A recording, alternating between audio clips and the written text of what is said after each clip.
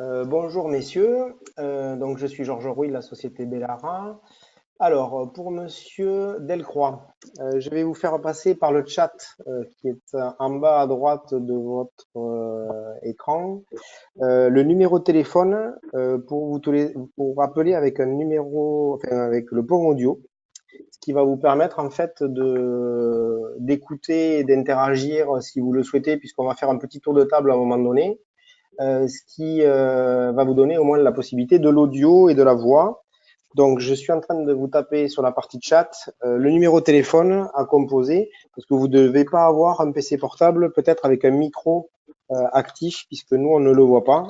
Mais de toute façon, quand on va faire l'ouverture du pont, on verra si on vous entend. Mais je préfère vous donner le numéro de téléphone du pont de conférence audio. Mathieu, je te souhaite la bienvenue et on va commencer d'ici quelques secondes. J'envoie le chat à Monsieur Delcroix.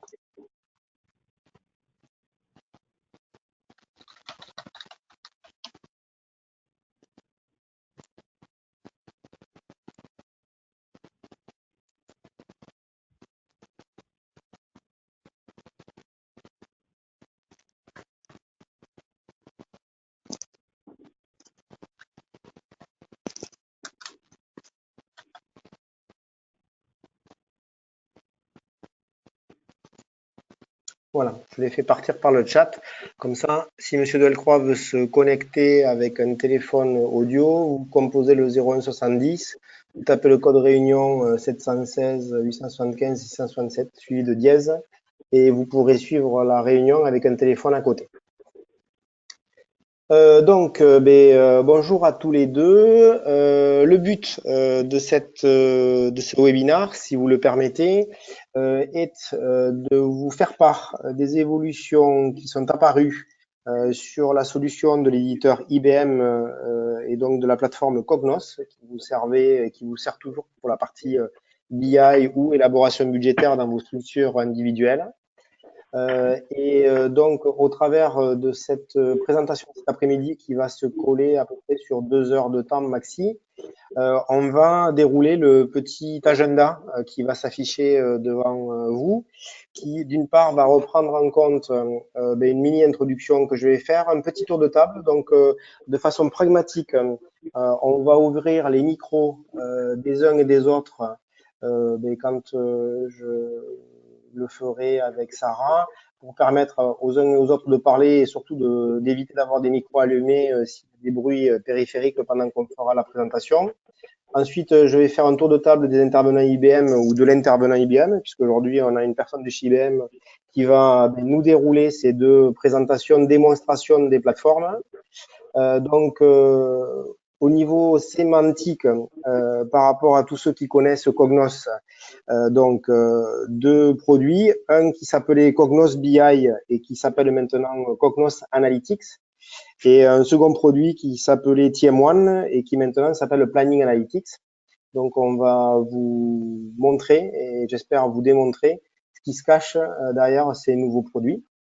Donc pendant 1 heure et demie, Jean-Philippe va vous faire tour à tour les présentations de démonstration de TM1 en premier et de Cognos Analytics en second.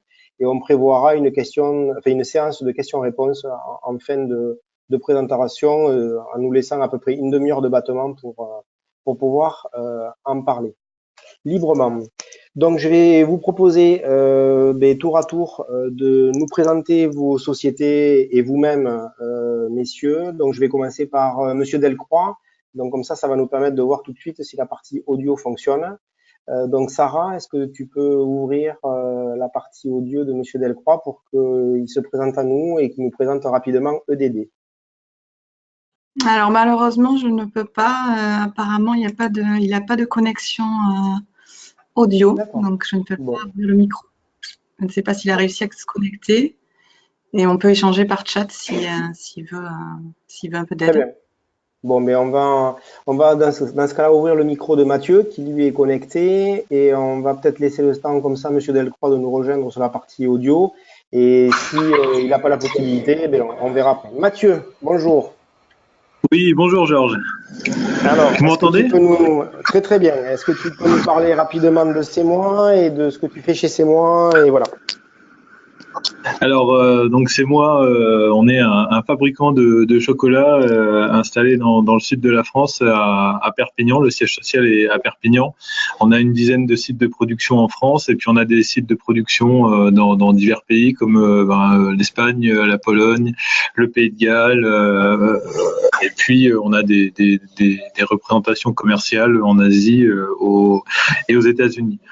Donc moi je travaille au siège social au sein de la DSIO. Je suis responsable du service informatique décisionnel. On utilise Cognos BI. On est passé depuis maintenant 2 ans et demi à peu près à la version 10.2.2, donc qui est utilisée en production aujourd'hui. On a fait l'installation de Cognos Analytics en courant fin d'année dernière. Et puis petit à petit, on est en train de migrer l'ensemble de notre reporting depuis la version 10.2.2 vers Analytics. Donc là, moi, ce qui m'intéresse, moi, c'est de refaire un tour en fait d'Analytics pour voir éventuellement des aspects que j'aurais pas creusé assez, en tout cas jusqu'à aujourd'hui, et de voir dans quelle mesure ça peut compléter la version 10.2.2 et avec voilà de nouvelles fonctionnalités, de nouvelles façons de fonctionner sur cette nouvelle version. Parfait. Donc, tu vas avoir la possibilité donc de voir les deux évolutions, aussi bien TM1 vers Planning Analytics et Cognos BI vers Cognos Analytics. Donc, la première partie, ça sera plutôt le TM1 vers PA, et dans la seconde partie, Jean-Philippe va te montrer sur la partie BI et ce qui a vraiment évolué et toutes ces nouveautés de dashboard, voire de PowerPoint intégrés et communicants. D'accord, très bien. Parfait. Bon, merci Mathieu. On te récupérera en fin de séance pour les séances de questions-réponses. Sarah, est-ce qu'on peut essayer de voir si Monsieur Delcroix a retrouvé une certaine voix ou pas du tout? Non, toujours pas. Apparemment, il n'y a pas de connexion possible. Très bien. Donc, je pense que je vais lui renvoyer le téléphone et il doit nous entendre, mais voilà, on ne peut pas communiquer avec lui. Parfait. Donc, on va donner la parole donc à Jean-Philippe pour qu'il se présente rapidement, et puis après on va attaquer le démarrage de la présentation. Jean-Philippe, peux-tu nous dire qui tu es et ce que tu fais chez IBM? Alors, bonjour, comme indiqué, Jean-Philippe Audano, je suis consultant avant-vente technique sur les offres analytiques IBM et plus particulièrement sur Planning Analytics et Cognos Analytics. Parfait. Mais c'est déjà bien. Donc, ce qu'on te propose de nous montrer, c'est ce qui a vraiment évolué entre les anciennes dénominations et les nouvelles dénominations, puisqu'aujourd'hui, nos clients découvrent le changement de sémantique. Et qu'est-ce que c'est qui a réellement changé derrière ces changements sémantiques? Et derrière ça aussi, les nouveaux usages peut-être que ces clients qui utilisent déjà les plateformes pourraient trouver. Donc, je vais te laisser introduire le sujet par Planning Analytics de ce que j'en vois. Donc, bonne présentation et à tout à l'heure. À tout à l'heure. Donc, j'espère que tout le monde a réussi à se connecter et m'entend.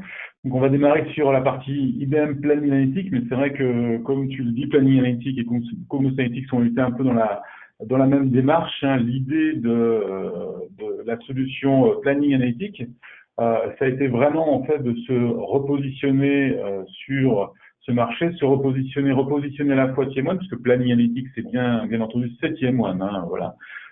Planning Analytics c'est TM1 avec de nouvelles interfaces, de nouvelles fonctionnalités au niveau moteur, mais c'est bien TM1. Et donc l'idée en fait de Planning Analytics, c'était de repositionner l'offre dans une approche beaucoup plus cloud, même si la version est bien sûr complètement disponible en mode local, hein, en mode installation, on va installer dans ses propres infrastructures. Ça a été aussi de prendre en compte en fait les nouvelles demandes d'interface et de self-service qui sont exigées par nos clients ou par le marché. Donc de self-service, des nouvelles interfaces aussi complètement interactives, dynamiques, très graphiques.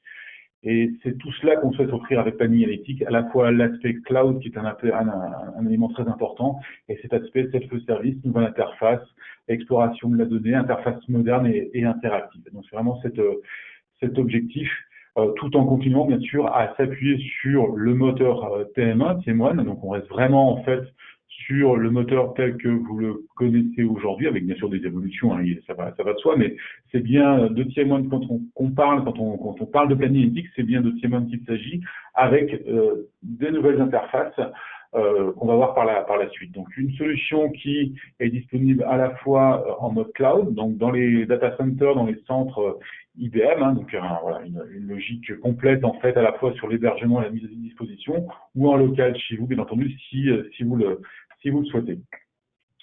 Avec en fait une apparition de la solution planning analytique en octobre 2015, avec des premières versions qui sont nées sur le cloud, donc on a vraiment eu la volonté d'avoir cette approche cloud, ce qui est d'ailleurs intéressant puisque ça nous met dans une position de développement continu.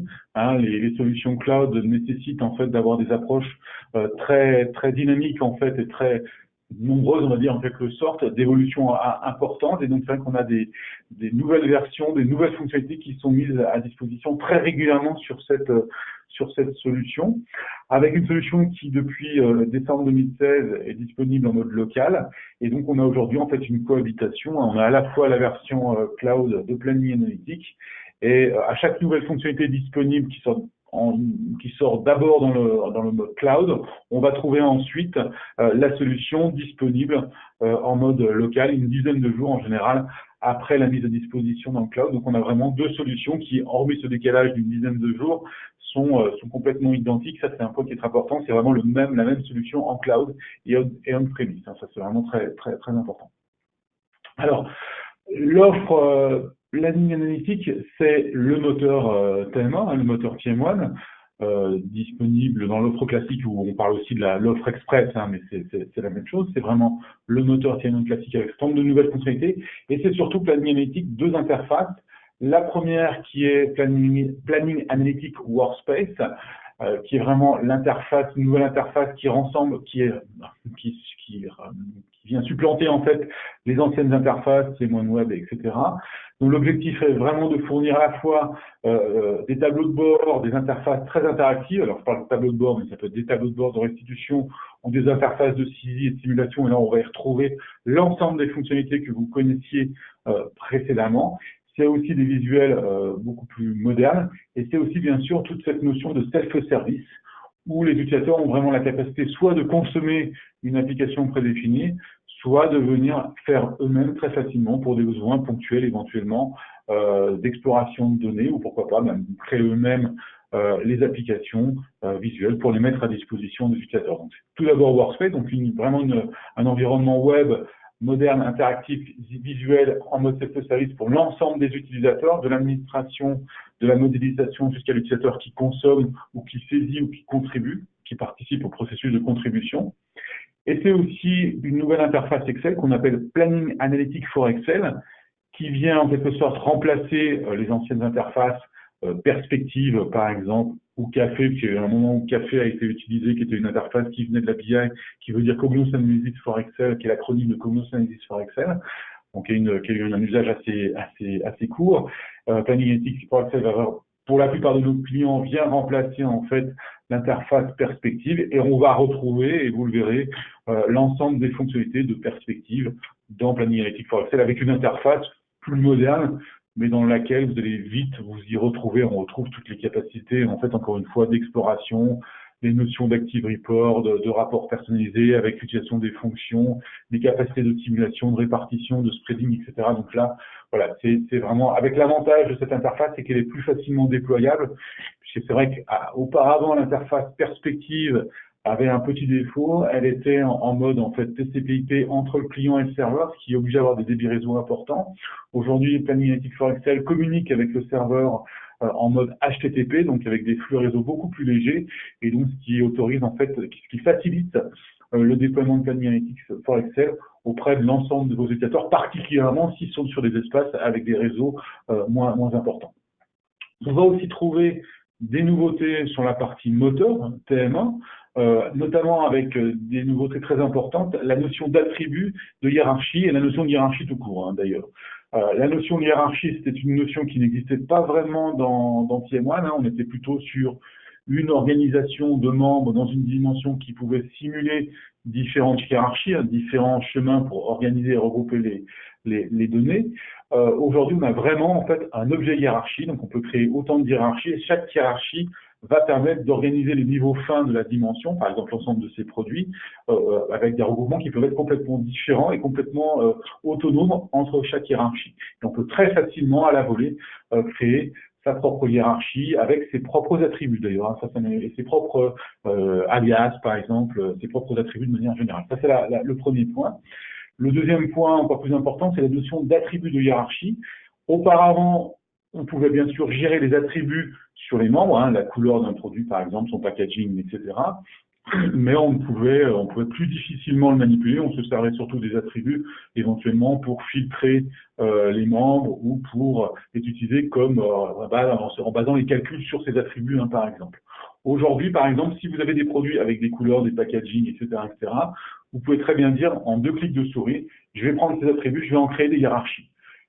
Sans coût, sans impact sur la performance du moteur, ça c'est très important. Donc, si vous avez des produits donc avec une dimension produit avec un axe principal, famille, sous-famille et vos produits, vous pouvez demander la création d'une hiérarchie, par exemple sur la couleur des produits. Donc vous aurez une deuxième hiérarchie qui va être créée avec différentes couleurs, et quand vous allez cliquer sur chaque couleur, zoomer, vous aurez la liste des produits qui sont à le niveau fin, hein, finalement la dimension qui va y être attachée, le packaging idem, etc.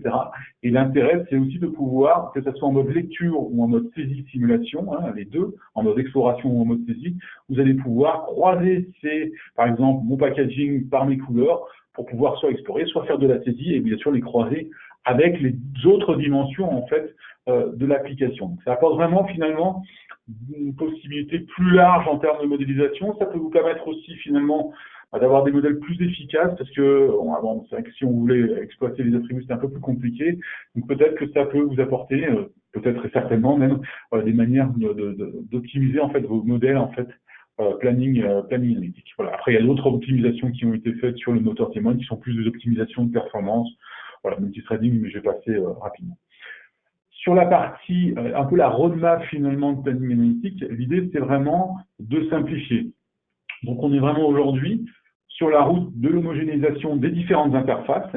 Les anciennes interfaces qui sont citées ici, TM1 Web et TM1 Application particulièrement, sont toujours présentes hein, dans le moteur. Hein. Donc en termes de migration, vous pouvez rester finalement sur un moteur de niveau plus important avec le support des hiérarchies d'attributs, etc., mais conserver en fait vos interfaces web. Vous pouvez même conserver votre admin perspective. Hein. Ça marche aujourd'hui, Planimétique fonctionne avec perspective. De même, on peut publier du perspective dans du workspace, etc. Ça, c'est complètement. Par contre, la route, là, la roadmap de la plateforme, la direction de la solution, c'est vraiment en fait d'être dans cette logique de simplification. Donc finalement, de prendre l'ensemble des différents composants qui amènent web, une application, et de les, au final, entre guillemets, d'ici quelques années, les faire disparaître pour n'avoir vraiment plus que Workspace, qui dès aujourd'hui est l'interface unique fonctionnellement, mais techniquement, il y a encore des composants qui TM1 Web, TM1 Application qui tournent dans la plateforme. Idem pour la partie PAX, Planning Analytics for Excel, donc la nouvelle interface. Perspective existe toujours, donc en termes de migration, vous pouvez continuer à travailler, même si vous montez le niveau de votre moteur TM1 pour bénéficier de la part de l'aspect performance et fonctionnel, vous pouvez continuer en fait à utiliser Perspective. Néanmoins, l'objectif, hein, c'est bien sûr, et là, tout notre effort en fait d'investissement, tout est porté en fait sur Planning Analytics, donc il y a quand même un certain intérêt à vraiment avoir des réflexions sur comment je vais porter en fait mes applications perspectives sur PAX, sachant qu'il y a quand même pas mal de choses qui sont compatibles. On retrouve les active forms, on retrouve les formules DBRW, SEBNM, etc. Toutes les formules qui sont propres en fait quand on est en mode fonction à Planning Analytics for Excel et à Perspective. Donc là, c'est quand même des migrations qui peuvent très bien se passer. Sur la partie Planning Analytics Workspace, je vais passer rapidement parce que je vais vous montrer une interface qui est vraiment dans une logique vraiment applicative. Donc l'idée, c'est vraiment de pouvoir en fait construire des interfaces de type applicative, riches, multi-onglets, avec des boutons, des navigations, du commentaire, des documents, etc. Donc vraiment quelque chose de très riche qui permette d'avoir une application d'élaboration budgétaire la plus intuitive possible, la plus intéressante possible également, avec une notion fortement collaborative, on le verra, et des notions de forme de discussion, de chat. On va pouvoir également exporter les documents dans des formats PowerPoint, etc., etc. Et puis surtout, on peut très facilement créer ces interfaces. C'est aussi l'intérêt, c'est le côté self-service, on peut à la fois mettre à disposition des interfaces beaucoup plus riches, beaucoup plus intéressantes et beaucoup plus intuitives, et en même temps, on peut donner la main à certains utilisateurs pour leur permettre ponctuellement de créer des explorations, et pourquoi pas créer ce type d'interface. Je vous montrerai que c'est très simple. Donc la partie planning analytique for Excel, idem, je vous la montrer, donc j'ai passé rapidement. Encore une fois, le remplaçant de perspective et de café si vous l'avez utilisé. On retrouve les fonctionnalités d'exploration, les fonctionnalités de study, de commentaires, de drill through, d'accès aux détails, d'active form, les fonctions, etc., les capacités de saisir, de simuler, de répartition proportionnelle, de publier bien sûr les documents comme vous le faisiez sur le moteur T1 pour les consommer tels quels dans l'interface Excel ou les consommer en mode web. Voilà, pas de surprise de ce côté-là. On retrouve en fait, mais avec une interface beaucoup plus moderne sur laquelle il y a beaucoup d'investissement et avec une technologie qui nous permet de faciliter encore plus les déploiements en fait de l'interface dans votre entreprise. Donc c'est l'objectif. Voilà. Bon, je vais passer rapidement. Et puis on verra qu'il y a beaucoup de choses qui ont été capitalisées entre PAX et Planning Analytics Workspace, notamment tout ce qui est interface, de manipulation des dimensions, les sous-ensembles de données, etc., les vues. Voilà, ça se ressemble beaucoup, donc on retrouve des points communs entre les différentes interfaces, qui est quand même agréable de retrouver en fait des choses qui sont communes entre une interface web et une interface Excel. C'est toujours un plus. Voilà, je vais passer. Dernier point sur la partie présentation, c'est la partie modélisation. Planning Analytics Workspace, j'ai parlé d'homogénéisation, c'est pas simplement l'homogénéisation des interfaces utilisateur côté utilisateur. L'objectif, alors c'est pas forcément pour tout de suite, mais l'objectif à terme, sachant qu'on peut quand même faire beaucoup de choses aujourd'hui, c'est aussi d'intégrer dans Planning Analytics Workspace des capacités de modélisation, construire vos modèles, gérer vos dimensions, que ce soit sur la sécurité, sur l'organisation, le changement de référentiel, etc., du proforma, etc., etc. Dès aujourd'hui, dans Planning Analytics Workspace, avec le bon profil administrateur, vous pouvez en fait modéliser, donc construire des dimensions, créer de nouvelles hiérarchies, on en parlait tout à l'heure. Comme vous le voyez ici, on peut afficher ou créer des attributs. On peut aussi glisser, déposer des fichiers pour alimenter en automatique les dimensions ou le cube. On peut combiner des dimensions pour créer des cubes. On peut mettre en place des règles. On peut aujourd'hui, c'est là où c'est un petit peu plus débutant, on peut aussi exécuter et modéliser des process d'intégration de données avec Turbo Integrator, même s'il y a quelques limitations. Et on voit en fait que là, on est vraiment aussi dans une simplification maximale des interfaces, y compris pour l'administrateur, qui va retrouver dans Workspace également des capacités de modélisation, et puis aussi, il y a aussi des fonctionnalités d'administration, de pilotage. Est-ce que ma plateforme ne consomme pas trop de mémoire, etc. Il y a aussi ce type de fonctionnalités. Donc on voit vraiment qu'avec Workspace, on va couvrir tout un ensemble de spectres, et le chemin d'évolution de la plateforme est vraiment sur de la simplification. Ça, c'est un élément qui est important. Voilà.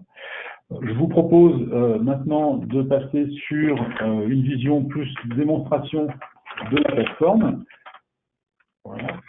Donc on va partir sur la partie Workspace. Je vais peut-être juste rafraîchir mon navigateur au cas où j'ai besoin de me reconnecter, c'est bon. Donc ici, je suis dans l'environnement web Planning Analytics Workspace, avec, comme vous le voyez, en fait, Planning Analytics Workspace qui ne sont pas simplement que des applications, des écrans avec du contenu. Planning Analytics Workspace, c'est aussi un environnement de travail à partir duquel je vais pouvoir organiser mes différentes applications sous forme de dossiers et de sous-dossiers, bien entendu complètement sécurisables, soit dans un espace partagé commun à un ensemble d'utilisateurs, moyennant bien sûr la sécurité que je vais mettre en place, qui a accès à telle application ou à telle autre, en plus bien sûr de toute la sécurité que vous pouvez mettre en place dans le cube TM1, et puis un espace personnel, bien entendu, dans lequel vous pouvez éventuellement sauvegarder vos propres analyses personnelles avant éventuellement de les déplacer dans l'espace partagé. Donc on retrouve ici les différents dossiers qui correspondent par exemple à des applications que je vais pouvoir complètement sécuriser en définissant les droits. Et puis, dans chaque dossier, je peux trouver bien sûr des sous-dossiers et surtout ce qu'on appelle des livres. Les livres, ça correspond aux interfaces que vous allez mettre à disposition de vos utilisateurs, soit dans des objectifs en fait de restitution, soit dans des logiques en fait d'élaboration budgétaire, de saisie et de simulation. On va autrement pouvoir faire les deux de manière indifférente avec la solution. Donc là, on est sur un petit exemple d'élaboration budgétaire qui va me permettre de vous montrer, je ne vais pas rentrer dans le détail parce que je pense que vous connaissez un petit peu le fonctionnement global de planning analytique de TM1, je vais plutôt vous montrer un petit peu ce en quoi vous êtes en droit d'attendre de ce type de solution. Donc, je vais commencer avec ce qu'on appelle le premier livre, donc la première interface, qui correspond plutôt au processus orienté pour mon contrôleur de gestion centrale. Donc, l'idée ici dans cette application, c'est de dire je vais mettre en place une interface pour mon contrôleur de gestion centrale qui va lui permettre de piloter l'application. Donc, on va retrouver en fait dans cette interface un certain nombre de dimensions, bien sûr, qui vont permettre de se positionner sur une période, de se positionner sur une organisation, par exemple sur l'Europe, de choisir sa période d'analyse, de choisir sa version, réel, budget, etc., budget 1, budget 2, etc., d'avoir accès à un centre d'information ici sur la partie en haut à gauche. Je vais retrouver en fait l'état d'import des données de référence. Donc éventuellement, j'ai des traitements qui tournent en batch ou qui sont exécutés par l'utilisateur et ça me permet de voir en fait si tout a bien été importé ou pas, éventuellement de relancer les traitements.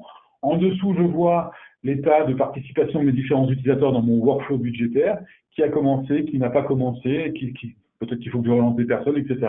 Et en temps réel, bien entendu, ça c'est la caractéristique de TM1, je vois l'agrégation des différents indicateurs en temps réel par rapport au contexte sur lequel je suis, c'est-à-dire l'Europe 2017 et budget. En plus, je vais avoir à ma disposition un certain nombre de capacités. Par exemple, ici, en cliquant sur cadrage, l'idée c'est de pouvoir pousser en fait auprès de mes utilisateurs un certain nombre d'objectifs pour animer ma solution. Alors, on va bien sûr, hein, vous savez qu'on peut pousser en fait des objectifs, des hypothèses. On verra sur la partie masse salariale, on pousse des hypothèses sur des grilles de salaire, des choses comme ça. C'est plutôt des objectifs sur, par exemple, ici, mon chiffre d'affaires, que je vais pouvoir soit aller saisir. Donc, je peux me positionner, par exemple, soit sur un niveau global, soit sur un niveau détaillé. Alors, bien entendu, ça, c'est une fonctionnalité qui existait auparavant. On va retrouver la notion de bac à sable. Donc là, j'ai un collègue qui a travaillé sur la plateforme, qui est Frédéric. On va créer notre propre bac à sable. On va l'appeler par exemple des mots qui va s'appuyer sur les données de base de la version budget. Et donc, ce sera une version qui sera uniquement disponible pour moi. Donc, je peux créer autant de bac à sable que je le souhaite. Et ensuite, je vais pouvoir, finalement, une fois que j'aurai finalisé mes simulations, mes saisies, que je les aurai validées, je vais pouvoir les pousser sur la version de base qui sera visible cette fois-ci par l'ensemble des utilisateurs, puisque les versions bac à sable ne sont visibles que par l'utilisateur qui les a créés. Donc ici, par exemple, je vais pouvoir commencer mes simulations. Donc là, on retrouve très classiquement l'ensemble des capacités de la solution, donc à savoir saisir directement sur mon niveau agrégé, par exemple, à ce niveau ici, par exemple. Donc là, je peux saisir 200 millions, 200 M, 200 millions, 200K, 200 000, etc. Je peux facilement refaire une augmentation, un incrément de 10%. Si je le souhaite, et ensuite, bon, ça c'est des fonctionnalités tout à fait classiques finalement de planning analytique, et ensuite je vais retrouver également toutes les fonctions de répartition de planning analytique, de TM1, pardon, plutôt, proportionnel, etc. Et puis bien sûr, la fameuse répartition proportionnelle relative qui me permet en fait d'aller me positionner sur un autre contexte de mon cube et de récupérer ces données par rapport à ce contexte. Donc par exemple, le réalisé N-1, la valeur de référence, j'ai récupéré tout le détail à la fois de l'Europe mais de toute mon organisation et je suis allé ventiler mes 220 000 euros ou par exemple mes 250 millions d'euros en utilisant comme clé le réalisé, le réel N-1 sur lequel je me suis positionné. Donc je vais pouvoir l'appliquer automatiquement. Il fait cette répartition. Bon, rien de nouveau, c'est les fonctionnalités natives, simplement pour vous montrer que dans cette solution, dans vos workspace, on retrouve bien les fonctionnalités que vous utilisez actuellement. Et ensuite, on peut aussi de la même manière aller verrouiller en fait, verrouiller un niveau agrégé ou un niveau fin, ou certains croisements de données, pour les verrouiller, aller simuler par exemple, effectuer des saisies au niveau de l'Italie, au niveau de l'Espagne, ou sur toute autre partie de mes informations. On voit ici également qu'on a intégré une note de cadrage, donc c'est l'appel éventuellement à un document externe. Ici, un document Word qui me permet éventuellement de donner un certain nombre d'instructions de saisie à mes utilisateurs. Et on verra aussi par la suite qu'on va retrouver toutes les capacités de saisie de commentaires à la cellule ou en tant que tel qu'on le connaissait auparavant. Donc ensuite, je vais pouvoir, grâce à cette manipulation, revenir sur l'écran principal. À tout moment, je peux avoir la liste de tout ce que j'ai ouvert à ce niveau-là pour changer éventuellement d'écran de saisie. Donc éventuellement, ce sera un autre utilisateur qui va se connecter pour aller saisir toute la partie budget budget marge, avec un certain nombre d'informations qui lui sont poussées. Donc là, je me suis connecté directement sur l'Italie.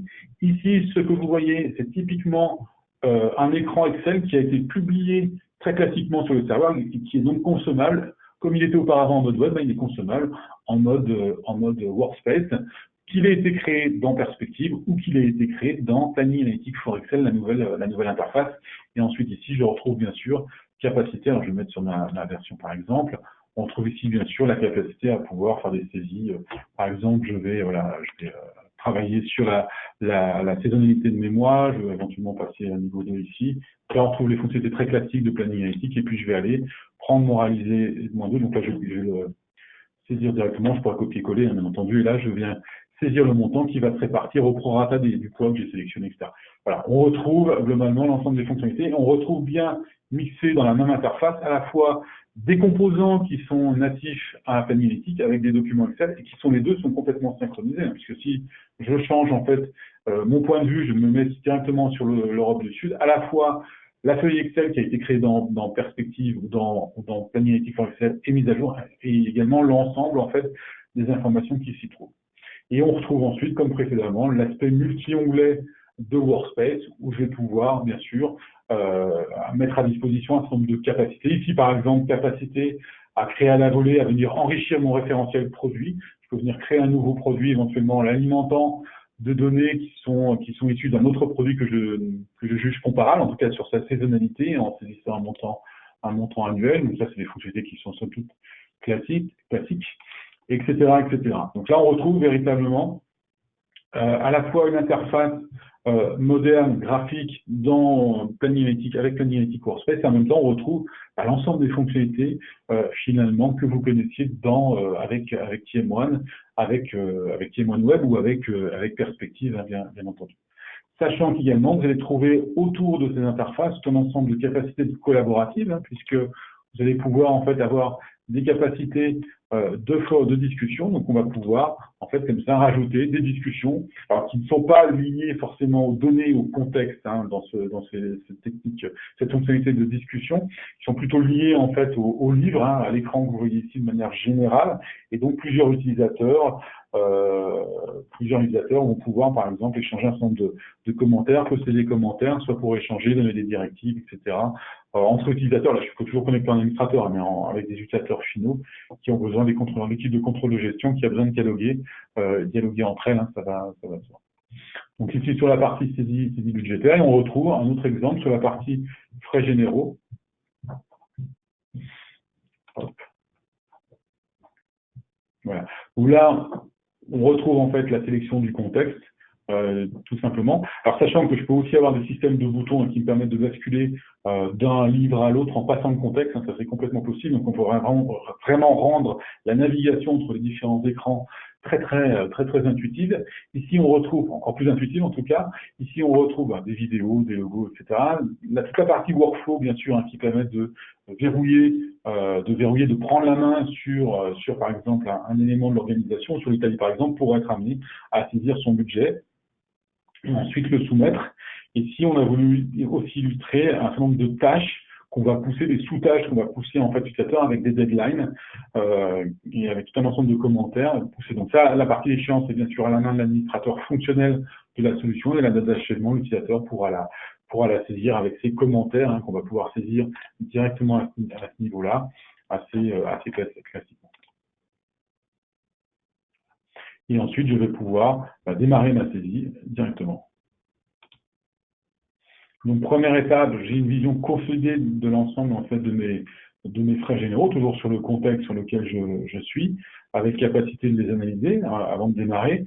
On retrouve aussi, c'est un prétexte aussi pour vous montrer la notion d'accès aux détails qui existait en TM1 et qui est bien reprise dans Planning Analytics Workspace, où là, je vais récupérer le détail en fait de tout ce qui a été saisi sur le poste salaire. Alors, soit c'est une information que je pourrais aller récupérer dans une partie de mon application Planning Analytics, soit ça peut être bien sûr des données qui sont stockées dans une base de données externe, hein, vraiment la notion d'accès aux détails, telle qu'elle existait en fait avec TM1 et telle qu'elle existe toujours d'ailleurs. Ensuite, je vais pouvoir aller saisir un certain nombre d'informations sur mes différents postes. Donc, toute la partie charge locative, où là, on illustre ce qu'on faisait bien sûr et ce qu'on fait toujours avec TM1, à savoir toute la notion, la capacité d'allocation, de répartition de charges. Par exemple, ici, je vais pouvoir, en fait, plutôt ventilation ici, ventiler une charge, la répartir par rapport à une clé de répartition qui est mise à disposition par le contrôle de gestion centrale. Donc là, on a fait une répartition new cycle. Je vais pouvoir faire une répartition flat. Automatiquement, le montant va être réparti. Donc, on va voir son impact sur les différents graphiques. Là, on a bien sûr des clés de répartition qui sont prédéfinies en centrale. Après, on peut ou pas donner la main à certains utilisateurs pour leur permettre de créer leur propre clé de répartition, d'allocation, par exemple. C'est vraiment en fait l'idée de la solution. Voilà. Ensuite, on peut tout à fait avoir tout un ensemble de saisies, par exemple, sur de l'investissement ici à ce niveau-là, tout simplement. Donc là où on va saisir en fait librement, voilà, je vais taper billets, etc. Je vais saisir en fait un montant directement, une date avec des listes déroulantes, etc. Une date de mise en service, on peut le rattacher à des projets, etc. avec un amortissement sur 12 mois, etc. Revenir sur l'écran principal et puis passer par exemple sur une partie charges et salaires où là, je retrouve en fait encore une fois un certain nombre d'hypothèses qui me sont poussées par mon équipe RH ou mon contrôleur de gestion centrale avec un certain nombre d'informations sur des grilles de salaire, sur des pourcentages au mérite en fonction du poste et bien entendu en fonction de la saisie qui va être effectuée, par exemple sur ce poste et en fonction du code poste. Plus précisément dans mon exemple, je vais pouvoir en fait aller filtrer, si je veux bien me faire ma saisie. Bon. Je vais pouvoir aller sélectionner en fait un code poste et en fonction du code poste, il va aller me rechercher en fait, voilà, par rapport à la grille qui est ici, aller me chercher en fait la référence dans la partie de mon application TM1 qui contient en fait ces hypothèses sur lesquelles bien sûr je n'ai pas la main, qui est ensuite à moi de pouvoir éventuellement modifier ces hypothèses, etc. tout simplement. Voilà. Et puis ensuite on a la vision consolidée et valorisée ici dans le tableau qui est ici par rapport aux différentes périodes de mon année. Voilà. Donc l'idée en fait de cette présentation, et puis alors, c'est de vous montrer les capacités, l'ergonomie finalement et les possibilités offertes par cette nouvelle interface Workspace, sachant que, comme vous le voyez, on y retrouve l'ensemble des capacités de TM1, plus les nouvelles fonctionnalités qui sont bien sûr disponibles dans le moteur, mais on ne perd pas en fonctionnalités de répartition, de saisie, de ventilation, d'allocation, de calcul, etc., telles que vous les connaissiez dans les versions précédentes. On peut également, pour terminer sur la partie Workspace, mettre à disposition des écrans qui là forcément vont être beaucoup plus riches en termes de présentation de type reporting dashboard, même si on va pas bien, on va aller aussi loin bien sûr que du Community Analytics, mais on peut déjà faire des choses dans le périmètre financier, contrôle de gestion, des choses très pertinentes, et finalement avoir à sa disposition ce type de présentation. Donc on met indifféremment en mode reporting ou en mode saisie, c'est plus la manière de dessiner, de designer son application qui va faire que on va pouvoir saisir de l'information, on va plutôt dans un mode comme je suis ici en fait en mode restitution. Donc là je peux en effet ensuite ici restituer mon information avec différents types de graphiques qui sont disponibles dans l'interface. Différents types de graphiques, alors on a intégré toute une partie cartographie dans l'interface, des nuages de mots, un certain nombre de graphiques innovants et plus modernes qu'on va pouvoir exploiter pour valoriser l'information et le pilotage de son activité. Et ensuite, on retrouve bien entendu capacité à restituer dans Workspace des écrans de saisie qui auraient été développés dans Perspective ou dans Pax. Donc typiquement ici, on a un rapport type papillon, où on a l'ensemble de son plan de compte avec une notion de cumulé de mois, avec des capacités de sélection, bien sûr, des référentiels. Et ça, c'est typiquement quelque chose qui a été créé dans Perspective ou dans Pax. Différemment, on retrouve de toute façon les mêmes capacités. Donc, on va pouvoir ensuite, tout à fait, soit vous êtes vraiment dans une logique de déploiement sous Perspective, ça n'empêche pas éventuellement de déployer dans l'avenir vos écrans de saisie Perspective en mode web, et donc d'éviter éventuellement d'avoir forcément à déployer sur tous les postes. Voilà, une admin Excel, ça peut être aussi une stratégie de déploiement. Alors, sachant que l'ensemble de ces écrans que je vous montre ici sont aussi, on a vu la partie discussion, mais aussi en termes de collaboration, en termes de partage, on retrouve capacité à envoyer par mail, bien sûr, l'ensemble des informations, à les downloader, notamment, à les télécharger, on retrouve en fait des formats PowerPoint, pardon, qui permettent en fait d'exporter votre contenu. Donc, s'il y a plusieurs onglets, bien entendu, on va retrouver pour chaque onglet en fait un slide qui sera en fait qui représentera en fait l'écran en fait de Workspace. Donc là ensuite je peux télécharger mon PowerPoint pour pouvoir le récupérer. Donc à tout moment, si vous avez besoin par exemple d'optimiser des présentations, de faire des présentations en fait PowerPoint, vous pouvez utiliser PAX, Planning Analytics Workspace pour pouvoir en fait dessiner le contenu et pouvoir venir le récupérer en fait dans l'interface.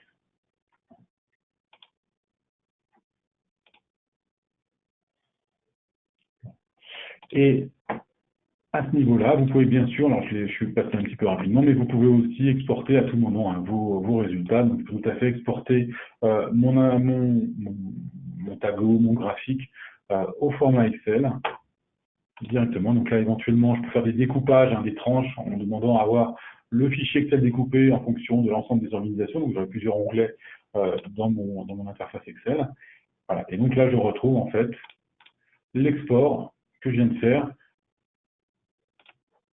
depuis Excel. Et bien entendu, alors pardon, je vais fermer elle était déjà ouverte, je vais la fermer complètement, comme ça on partira de zéro. Voilà, je vais réexporter mon élément. Je peux tout à fait ensuite demander à avoir des ruptures en fonction des différentes dimensions, ce que je ne vais pas faire ici. Et ensuite, je vais pouvoir bien sûr classiquement ouvrir. Donc là on est vraiment sur une notion d'export, ouvrir en fait mon écran Excel depuis Excel bien entendu, et surtout, donc consommer l'information telle qu'elle, et surtout, si j'ai la DIN Planning Analytics for Excel qui est activée, qui est installée, je vais pouvoir me connecter à mon application,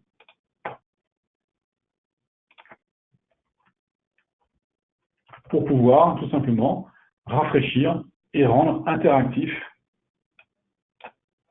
mon application qui est ici. Et donc là, je vais retrouver en fait à ce niveau-là, voilà, capacité finalement à rendre interactif, parce que j'ai la DIN Excel installée, mon rapport, assez classiquement. Etc., etc., etc. Donc là, je peux comme ça rafraîchir. Je ne suis peut-être pas connecté sur le bon cube.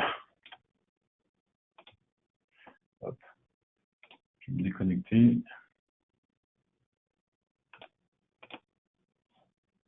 Voilà. Je ne suis peut-être pas connecté avec le bon utilisateur.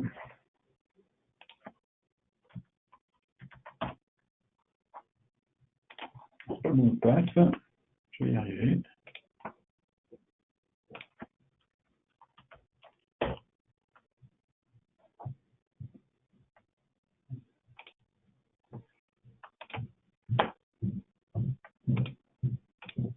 Bon. Ça se rafraîchit normalement. C'est l'effet démo. Et je vais en profiter pour vous montrer la DIN Excel, puisque j'y suis. Et donc la DIN Excel, en fait, Planning Analytics for Excel, on y est, on retrouve des interfaces, voilà, un environnement assez classique, le fait de pouvoir se connecter, tel que je viens de le faire, le fait de pouvoir ouvrir éventuellement un certain nombre d'applications que vous auriez publiées dans TM1. Donc la publication est la même qu'auparavant, on publie son Excel sur le moteur TM1 et il est disponible de cette manière-là ou directement depuis Planning Analytics Workspace, donc en web. On retrouve tout un ensemble d'options. On retrouve l'accès en fait à l'ensemble des cubes qui ont été mis à disposition. Et ensuite, on va pouvoir faire un certain nombre de choses. On va retrouver en fait à la fois le mode exploration, le mode active form et le mode formule. Donc la partie exploration, elle est un peu plus moderne que celle qu'on connaît dans Perspective. Donc, capacité à, par exemple, positionner ici son organisation, à positionner simplement ici, c'est moi, à positionner éventuellement se positionner sur une version, sur un compte en particulier, etc. À pouvoir éventuellement, bien entendu, imbriquer avec, directement avec des années, de pouvoir supprimer la dimension, de pouvoir zoomer directement sur cet élément, etc. De pouvoir faire un certain nombre de manipulations, d'exploration, de croisement, de sélection. On retrouve bien entendu si je me positionne sur mon plan de compte, de pouvoir éditer voilà, le sous-ensemble et de retrouver l'éditeur en fait de planning analytique. On va se mettre sur voilà, les libellés, on retrouve les notions, on peut choisir l'alias tel qu'on le faisait en fait dans Perspective, et ensuite d'aller se positionner sur tel ou tel indicateur, de l'ajouter, de le modifier, etc. Je l'applique directement, je vais intervertir mes dimensions à ce niveau-là, etc., etc., etc. Donc on retrouve finalement les mêmes possibilités. On retrouve aussi, ça je ne l'ai pas précisé, mais c'est important, la notion de vue, hein, elle est disponible à la fois dans Perspective, bien sûr, mais surtout dans Planning Analytics Workspace, comme les sous-ensembles, et on va pouvoir les exploiter directement, voilà, depuis sa vue. Donc la notion de vue, telle que vous les connaissiez, on peut bien sûr les créer directement depuis cette interface. Et ensuite, vous retrouvez la notion en fait des différents formats qui existaient dans les versions précédentes, à savoir tout ce qui est Dynamic Report, qui correspondent en fait aux dynamiques formes, hein, c'est-à-dire aux active formes, pardon, le fait de pouvoir de pouvoir en fait ensuite avoir des fichiers, des restitutions Excel complètement dynamiques dans lesquelles je vais pouvoir zoomer, etc., saisir. Donc là, je retrouve les mêmes capacités de saisie, de simulation telles qu'on les connaissait auparavant. Et puis également, vous retrouvez le mode formule, puisque je peux passer en Custom Report. Et là, sur le Custom Report, vous allez pouvoir en fait être là dans le mode que vous avez certainement utilisé, le mode DBRW, qui permet éventuellement de construire un rapport. Finalement, là, on est vraiment à la cellule, puisque je peux en fait passer en paramètres les différentes valeurs de mes dimensions pour pouvoir rapatrier une valeur, pour pouvoir effectuer un certain nombre de saisies. Et ensuite, j'ai toute liberté pour organiser, bien sûr, mes restitutions comme je le souhaite à la cellule près. Donc là, on retrouve. Et vous avez ce qui a été rajouté, en fait, c'est également toute la partie qu'on appelle Quick Report. C'est un nouveau type finalement de restitution, qui est un peu un mixte entre l'exploration de données et le mode avancé, qui est un mode sans formule, mais néanmoins qui permet de faire les choses de manière très efficace. Donc je peux tout à fait soit créer un mode Quick Report, rapport rapide directement, où je peux encore une fois convertir mon exploration en Quick Report directement. Et donc là, on est dans un mode qui est sans formule, voilà, qui est extrêmement efficace et qui permet très facilement de pouvoir modifier un certain nombre de choses. Donc si par exemple il vous manque une valeur, là, je vais l'appliquer, il suffit juste de taper la valeur à côté et hop, notre profit.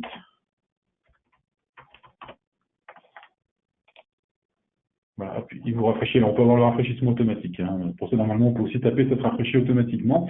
Et donc, il va chercher les différentes valeurs. On peut même faire des références.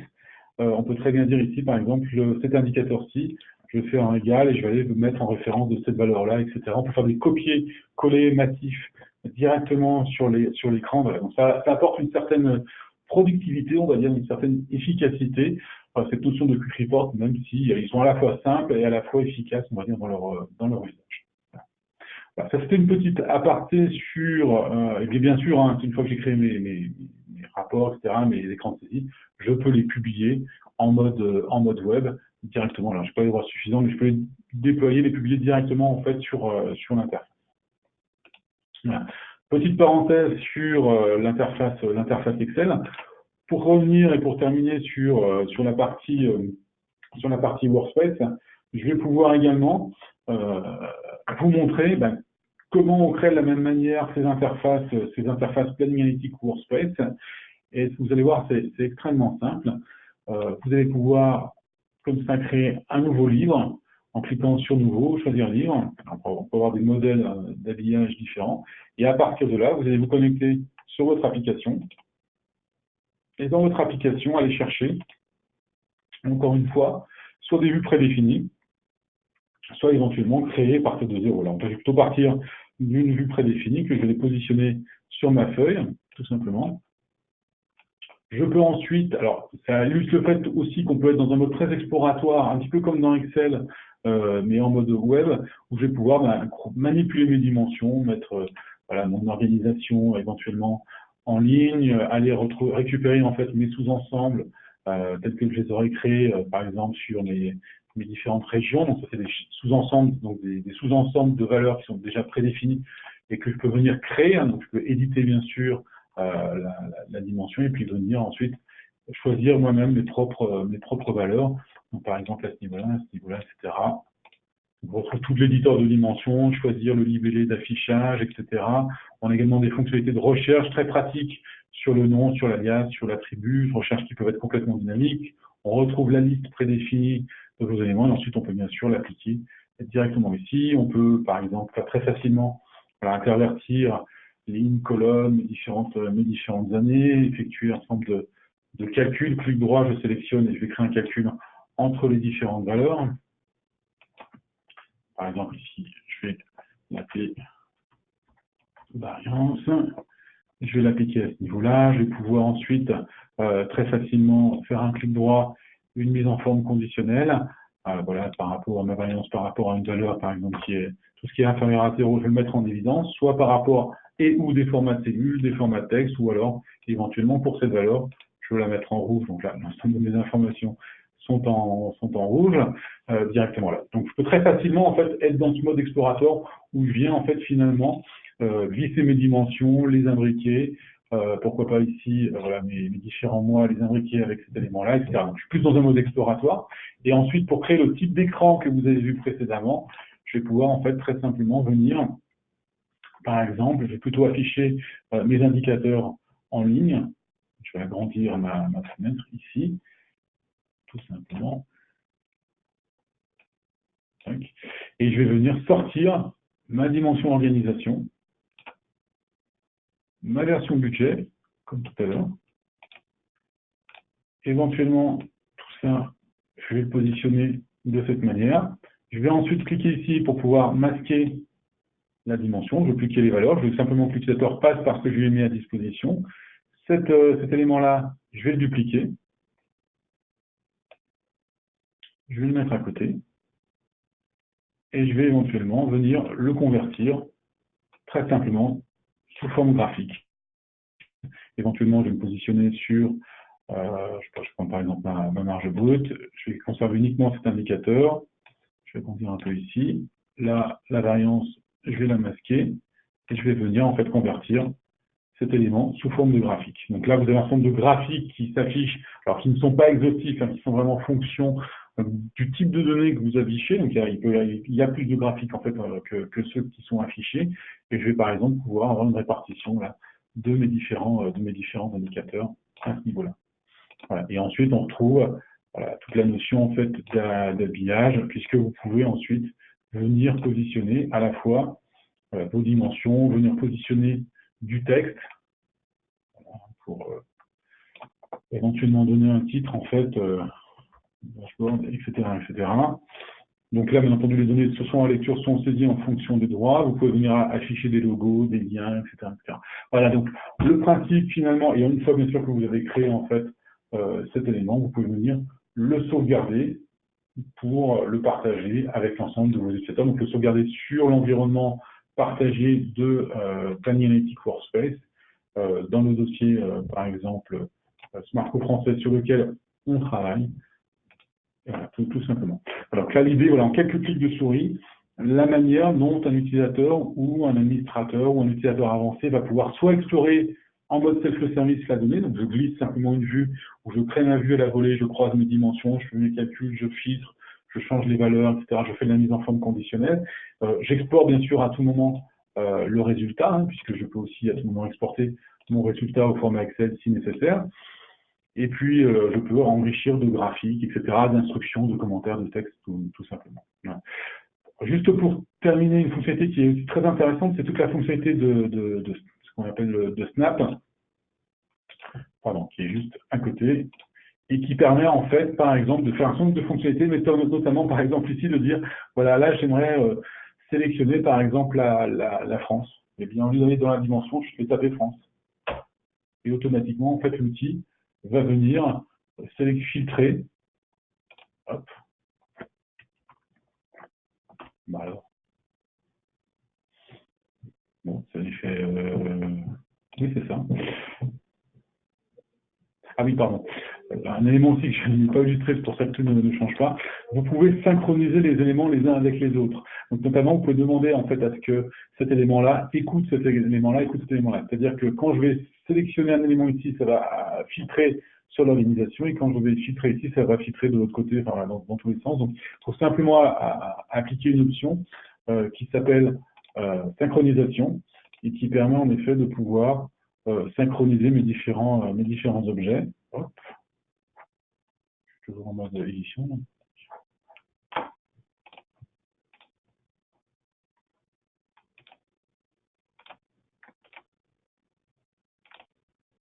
Bon, aujourd'hui, ça ne veut pas. Je vais plutôt vous illustrer comme ça. Voilà la France. Donc si je prends Italie, voilà, ça filtre automatiquement sur l'Italie, etc., etc. Et vous pouvez, je n'ai pas activé l'option sur cette plateforme, mais vous pouvez synchroniser vos données directement les unes aux autres. Voilà. Donc là, on a fait une overview, en fait, une vue d'ensemble de Planning Analytics Workspace, qui me permet en fait de montrer les grandes fonctionnalités, comment vous pouvez offrir à vos utilisateurs en fait une interface plus moderne, plus intuitive, donner une vision peut-être plus applicative finalement à vos interfaces de saisie de restitution ou à vos processus d'élaboration budgétaire, et avec bien sûr la Planning Analytics for Excel, donc Planning Excel, qui reste bien sûr un élément stratégique dans la plateforme, qui vient remplacer Perspective à terme, mais qui néanmoins est très, très ressemblante. Et encore une fois, Perspective reste disponible, donc on peut avoir des migrations qui sont plus douces auprès de vos utilisateurs. Voilà sur la partie Planning Analytics Workspace. Et si nous sommes toujours dans les temps, Georges, je vais basculer sur la partie... Tu as parfaitement respecté le timing. Je t'en félicite, tu peux démarrer la partie Cognos Analytics. Voilà, donc je vais basculer maintenant sur la partie Cognos Analytics. Donc plutôt là le monde vraiment de la restitution pure.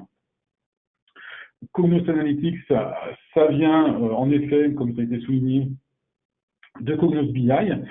Donc Cognos BI qui est la solution historique d'IBM de Cognos.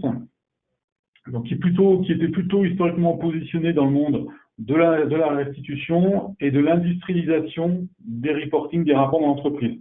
Donc l'idée, c'était vraiment de dire, voilà, je vais, en fonction finalement d'un cahier des charges, définir un certain nombre de restitution institutionnelle dans l'entreprise, et je vais ensuite industrialiser la production de ces documents, soit en les postant sur le portail Cognos, soit en les envoyant par mail, sur mobile, etc. Mais on était vraiment dans cette notion d'industrialisation. Alors, c'est un pan qui reste bien sûr important dans les entreprises, mais l'idée de plus en plus, c'est de dire, à côté de cette plateforme qui industrialise la production de documents, il est important d'avoir en parallèle, de donner de l'agilité à nos utilisateurs pour qu'ils soient plus réactifs. Et donc, l'idée, en fait, de Cognos Analytics, c'est de trouver, en fait, cet équilibre entre les besoins, finalement, départementaux, et ces besoins en fait d'industrialisation. Les besoins départementaux, on va vraiment être dans cette problématique où j'ai besoin, moi, utilisateur métier, de pouvoir très facilement soit explorer la donnée, donc là on rentre dans les concepts de data exploration, data visualisation, et en même temps de pouvoir aussi manipuler facilement de la donnée. Et là, c'est une particularité de planning, de Cognos Analytics, c'est de pouvoir avoir cette logique d'agilité de bout en bout de l'exploration de données qu'on nous met à disposition, et de pouvoir aussi facilement intégrer de nouvelles données côté utilisateur. Donc j'ai des fichiers Excel, j'ai 3 fichiers Excel, je veux facilement pouvoir les jointer entre eux, les lier entre eux, les explorer, voire les lier avec une donnée centrale qui est dans ma base DB2, Oracle, SQL, je ne sais pas quoi, etc. Et bien ça aussi, c'est la proposition de valeur de Cognos Analytics, et c'est là où on met vraiment l'effort sur la plateforme. Et on retrouve donc en fait ce découpage des utilisateurs dans la plateforme avec, on retrouve historiquement des power users qui vont mettre à disposition un socle de données, une modélisation centrale, créer des rapports qui vont mettre à disposition de consommateurs qui vont consommer finalement ces tableaux de bord, ces rapports sécurisés, fiabilisés, avec un langage commun, etc. Tout le monde parle le même indicateur de la même donnée, la même définition. Hein. C'est un petit peu la logique de la BI d'entreprise. Et on va aussi intégrer dans cette plateforme Cognos Analytics un usage un peu intermédiaire entre les deux, qui est l'agilité, hein, le monde agile, le monde du self-service, donc un peu avec la même proposition que Planning Analytics, où là, l'idée, c'est de dire, de donner la main à des utilisateurs métiers, alors plus ou moins avancés, soit pour facilement explorer la donnée, et là on va parler de la fonctionnalité dashboard, soit pour accéder facilement à la donnée, et là on va parler du module de données, du data module qui permet à des utilisateurs un petit peu plus avancés, on va dire quand même, de pouvoir facilement jointer des fichiers, les jointer avec des bases de données, etc. tout simplement. Donc voilà, vraiment préparer la donnée eux-mêmes pour pouvoir ensuite facilement l'explorer. C'est vraiment cette logique. Voilà, alors on va retrouver, pour ceux qui connaissent Cognos BI, c'est une nouvelle interface, tout a été retravaillé, une interface aussi compatible sur tout ce qui est le monde mobile. Ça aussi, ça a été un travail de redesign de l'ensemble, de l'aspect, on va dire, du portail Cognos qui était un petit peu vieillissant. Donc c'est un point important, puis de rendre compatible avec tout ce qui est mobile, iPad, iPhone en l'occurrence. Et ensuite, on va retrouver tout un ensemble de fonctionnalités. Alors, je ne vais pas trop rentrer dans le détail, mais on retrouve toutes les fonctionnalités qu'on connaissait dans Cognos BI, de planification de rapports, de mise à disposition, de génération dans différents formats, de capacité de mise en forme, multilangue, multiformat, multi-onglet, multi-support, en mode connecté, déconnecté, avec des fonctionnalités de mise à jour automatique, en fonction d'un calendrier à la main des utilisateurs si vous le souhaitez. Des capacités graphiques qui sont là très importantes, puisque on a un éventail de graphiques qui est beaucoup plus large, et c'est bien normal que dans Planning Analytics, et on peut même créer ses propres graphiques de restitution, puisque vous avez tout un outillage qui permet d'enrichir, par exemple en appelant des graphiques du marché de l'open source, je pense à D3, ou même enrichir les graphiques existants pour des besoins très, très pointus, notamment sur des sujets de mobilité. On a été amené à créer des graphiques spécifiques pour certains clients. Où ils ont fait voilà, toute la partie reporting, et on va le voir, et toute la partie dashboard. Mais je vous propose plutôt de vous montrer ce que cela donne. Donc pour ce faire, je vais me connecter à ma plateforme, voilà, là, je me suis fait déconnecter, à ma plateforme Cognos Analytics.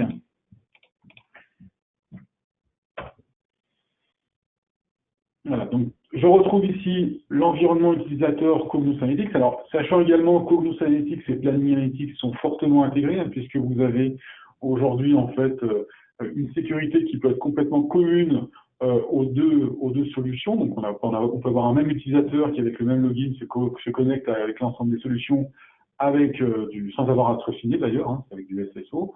On retrouve également une capacité à connecter Cognos Analytics sur les métadonnées de Planning Analytics pour faire justement une restitution plus poussée si besoin. On sait aujourd'hui qu'il y a des clients qui ont simplement besoin de Planning Analytics et ça suffit amplement pour la partie reporting et restitution, mais certains clients veulent aller un peu plus loin sur la partie restitution et notamment le mode de diffusion, et là peuvent faire appel en fait au service Cognos Analytics qui se connecte en direct et qui sait exploiter nativement la sécurité sur les données qui a été mise en place.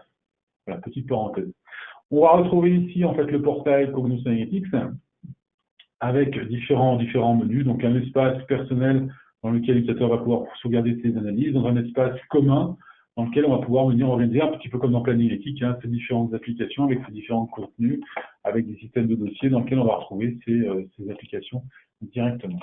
Et à partir de là, on va retrouver soit des usages, on va dire, plutôt standards, donc consommation de rapports, on va dire, d'entreprise classique, où là, je suis simplement un consommateur, donc c'est la BI, ce que j'appelle la BI traditionnelle, où là, on vient exécuter un document qui a été préformaté et qu'on vient simplement consommer. Donc, par exemple, ici, il y avait consommer avec des invites de sélection, par exemple, où là, je vais pouvoir sélectionner un certain nombre en fait, d'interlocuteurs. Donc là, c'est sélectionner les managers pour voir le résultat de leur équipe. Et ensuite, bien sûr, à tout moment, pouvoir éventuellement exporter ce résultat au format PDF, Excel, formaté ou pas formaté d'ailleurs. Donc là, on est vraiment dans une logique de BI traditionnelle. Ce rapport, je pourrais l'envoyer par mail, je pourrais le pousser sur mobile. C'est vraiment des choses prédéfinies sur la BI traditionnelle. On a quand même voulu, sur la BI traditionnelle, aller un pas plus loin et introduire cette notion d'agilité dans des reportings institutionnels. Donc, par exemple, sur celui-ci, un utilisateur peut le consommer tel quel, mais il va pouvoir aussi, s'il en a les droits, bien sûr, venir éditer ce rapport pour venir l'amender. Donc, soit le rapport est construit sur du Planning Analytics, donc sur du TM1, soit il peut être construit par ce qui est mon cas sur une base de données relationnelle, les deux à la fois, c'est aussi la capacité communautétique d'être complètement multisource. Et je vais pouvoir, par exemple, venir, moi, utilisateur, compléter, par rapport en fait à un modèle métier qui m'a été mis à disposition, venir l'enrichir. Donc là, j'ai glissé, par exemple, le revenu qui est prévu et je veux voir l'atterrissage. Donc, je vais faire mon revenu sur mon revenu prévu. je vais avoir, quand on clique, en fait, on a des petits menus comme ça qui apparaissent et qui guident l'utilisateur et qui me permettent, par exemple, de dire, voilà, je vais faire le pourcentage d'atteinte de mes objectifs directement. Voilà. Et en quelques clics de souris, l'utilisateur va pouvoir, comme ça, partir d'un rapport institutionnel, un rapport, on va dire, central, pour s'en faire éventuellement une version personnelle et l'adapter par rapport à ces problématiques du moment. Donc, on a introduit, l'idée, c'était aussi de conserver à la fois toutes ces notions de BI traditionnel et en même temps de l'enrichir de cette capacité de pouvoir être un peu plus agile sur cette typologie de rapport. Après, bien entendu, on retrouve dans la partie BI toute la capacité à pouvoir scheduler un rapport, planifier un rapport tous les jours, toutes les semaines, tous les mois, le pousser sur mobile, etc., l'historiser, faire du versionning, etc. Donc ça, on retrouve tout ce type de fonctionnalités que je qualifie vraiment de BI traditionnel. En complément de cette BI traditionnelle, on va retrouver en fait des nouveaux services qui vont permettre de créer ce qu'on appelle des tableaux de bord. Donc des tableaux de bord, c'est cette capacité d'agilité et d'exploration.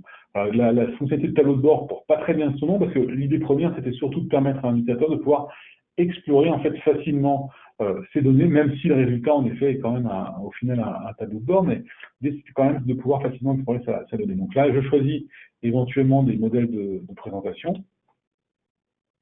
Et à partir de là, je vais me connecter sur différentes sources. Alors, soit ce sont des sources de données qui m'ont été mises à disposition, soit je peux aussi, dans Planning Analytics, venir uploader mes propres fichiers. Donc là, je peux très facilement, en fait, mon utilisateur, prendre mes propres fichiers Excel, mes propres fichiers plats, et les uploader, en fait, dans Cognos Analytics. Donc là, voilà, j'ai un éditeur, je choisis mon fichier, je le fais ouvrir, il va venir se charger. J'en ai déjà chargé quelques-uns que je vais aller utiliser. Donc, par exemple, j'ai particulièrement 2 fichiers Excel, donc Sales Analysis, et je vais aller charger un autre fichier qui est mon Sales Report, tout simplement. Voilà. Et à partir de là, mais ça pourrait être une base de données relationnelle, ça peut être un cube TM1, ça pourrait être les 3 à la fois, je vais pouvoir facilement explorer ma donnée. Donc, par exemple, mon Sales Report, je veux simplement aller voir voilà, le volume qui a été généré, je vais aller voir ensuite tout l'aspect revenu, donc vous voyez, je vais simplement déposer ma donnée, je vais voir ça éventuellement par famille de produits, donc je vais déposer la colonne famille de produits, comprendre que je veux faire un filtre automatiquement, donc voilà, j'ai juste ensuite à sélectionner, je vois mes indicateurs qui changent. Ces produits, je vais voir leur répartition, leur ventilation éventuellement par volume, donc je vais prendre mon indicateur quantité et je vais le glisser par-dessus, tout simplement. Et là, Cognos Analytics va venir me faire une proposition que j'accepte ou pas d'ailleurs, tout simplement. Et donc ici, et on reste complètement interactif. On reste vraiment dans cette notion d'exploration, puisque si je clique sur cette barre personnelle, accessoires personnels, tous mes indicateurs qui sont dessus se filtrent. Ensuite, je peux continuer, je peux très bien dire, voilà, mes distributeurs, je filtrerai par type de distributeur. Donc, comme tout à l'heure, je glisse et automatiquement, ça filtre l'ensemble de mes éléments. C'est bien sûr complètement bidirectionnel, puisque là, si je filtre sur mes accessoires personnels, ça va filtrer aussi, ou sur mes produits de manière générale, et ça filtre, ça ne montre que les distributeurs en fait qui sont actifs. Et que je peux comme ça combiner, avoir à la fois un filtre sur mes équipements de golf et puis sur les distributeurs en fait, voilà, de magasins de sport, tout simplement. Alors, bien sûr, j'ai la vision des filtres qui sont appliqués sur chaque objet. Il suffit de recliquer ou cliquer à côté pour désactiver en fait l'ensemble des filtres. Et de la même manière, je vais pouvoir complètement venir en fait modifier cette représentation-là, puisque je peux très bien prendre mes revenus, mes prix unitaires, les glisser sur mes distributeurs pour avoir en fait une représentation qui est complètement en fait dynamique à ce niveau-là. Et ensuite, bien sûr, je peux venir alors soit glisser un indicateur, je peux aussi, comme vous l'avez peut-être vu, en fait avoir voilà, des systèmes d'onglets qui me permettent d'avoir des filtres, des titres un petit peu comme dans Planning Analytics, qui me permettent de filtrer voilà, sur un trimestre particulier l'ensemble en fait de ma représentation. Voilà. Et ensuite, je peux continuer à filtrer sur mes données, tout simplement. Je vais pouvoir ensuite créer un deuxième onglet pour illustrer surtout le fait qu'on a également, en termes de capacité de représentation, ici, voilà, intégrer en fait des représentations cartographiques.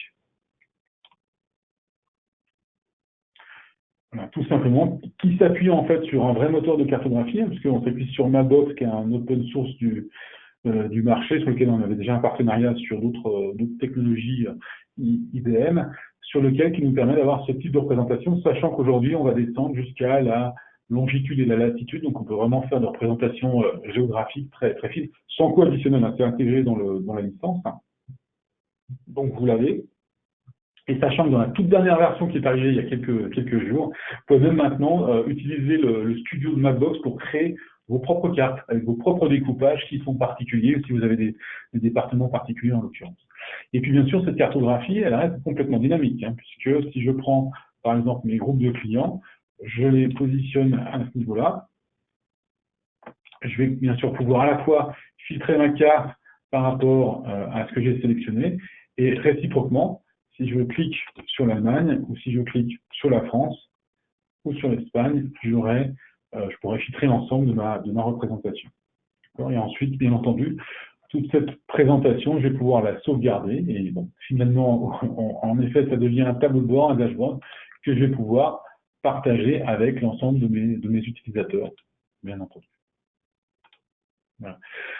Une fois que j'ai créé cette représentation, on a voulu aussi aller un pas plus loin sur l'interactivité avec du dashboard, parce que finalement, avec le dashboard, on trouve des choses qui peuvent être pertinentes. Ensuite, faut-il encore pouvoir les présenter.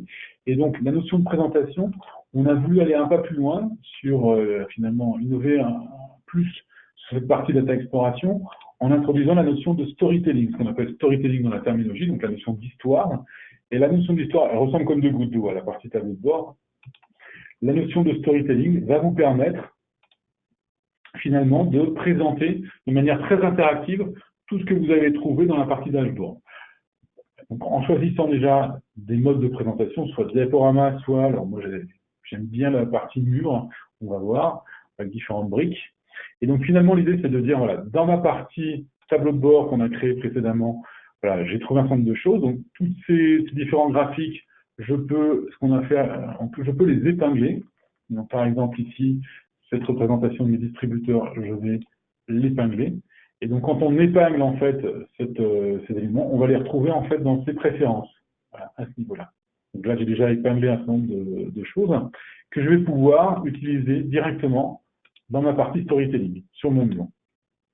Donc, je vais aller dans la première brique de mon mur, et sur cette brique, je vais pouvoir les positionner éventuellement dans mon graphe à bulles sur mes distributeurs qu'on vient juste de créer.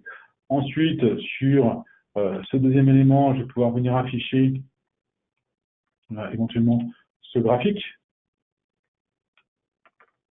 Alors, je ne l'ai pas montré tout à l'heure, c'est un tort. On peut aussi choisir, bien sûr, hein, ces types de graphiques. Vous avez tout un ensemble de panoplies de représentation graphiques qui sont à votre disposition, donc soit proposés, soit vous pouvez aller encore un pas plus loin en choisissant en fait voilà, des nuages de mots par exemple, hein, tout simplement. Voilà, donc on peut aussi forcer l'affichage de tel ou tel graphique, et toujours dans mes favoris, je vais positionner ici, je vais mettre deux éléments. Voilà, je vais mettre rapidement en fait ma présentation, et puis je vais aller chercher, puisqu'on a aussi des notions d'icônes qui permettent éventuellement soit de saisir du texte, soit éventuellement voilà, de mettre des représentations graphiques.